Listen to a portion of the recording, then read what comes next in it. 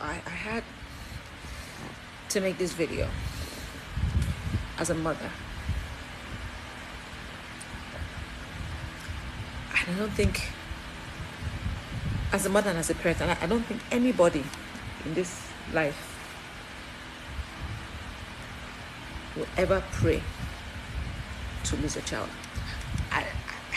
There's no, it's inconsolable, because it's a grief that you carry forever. Like, there's nothing that can replace it. You know, I'm speaking out, not just because I'm in solidarity with Whitney's mom, but also because my children go there. This is a school that I used to be so proud of, and I thrive to put my children there because I believe in the system. In the 80s, the foundation at which Chrisland was built upon. This is not it.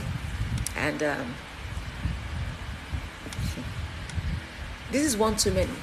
And negligence is the consistent situation. And not just negligence, it's the aftermath of it that kills me.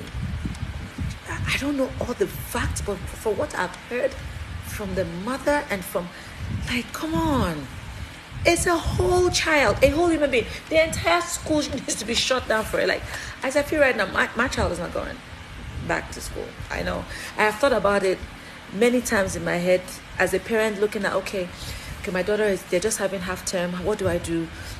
Do I allow her to finish full term, then pull her out of school? I'm thinking, okay, does the school do home, because I've paid already, does the school do homeschooling for her till I find another school? Because definitely my child is going to have to leave Chrisland, because I can't. The position I am, that God has placed me in this world, is not one with a small voice. And a whole child is dead.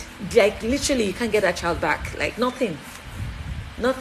We're dealt with what we do. We're dealing with another one now. Like, it's becoming a consistent pattern where systems are not properly put in place. It now looks like we need to sacrifice our children before a system needs to be checked. So before molestation is checked, a child has been molested. Before safety is checked, a child has to die.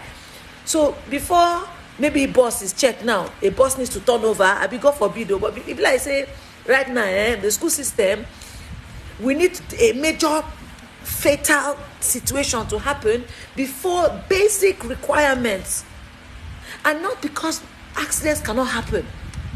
It's even what you do during and after that even makes us understand that circumstances beyond our control can happen.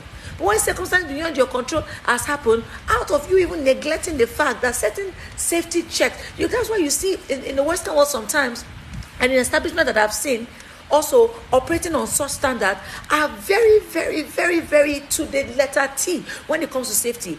In this part of the world, we always think that since it never happened for 4 years now, it not go happen now. So there are certain things that are lackadaisical about because it hasn't happened for a long time.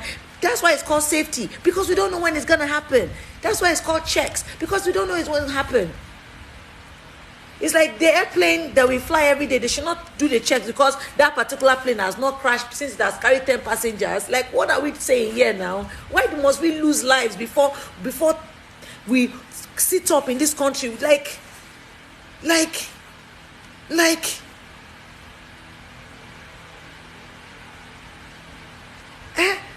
why are we like, what are we doing? Why is it that, I don't know, is it big money? Is it that makes you feel like, the more expensive the school is, the more untouchable they are, the more unaccountable they can be towards law and order and basic essential things? Like, the child got electrocuted, for goodness sake. How was she electrocuted if all the things that were supposed to be on that field were not checked? Why wasn't it checked? As long as the electronics or anything that's got to do with electricity, safety requirement, basic requirement is required.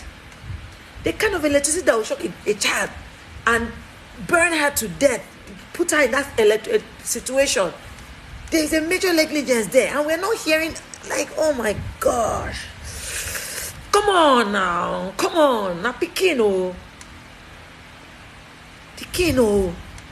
Pikin person take care and train from Pikin, nothing to her for house, go school, no come back.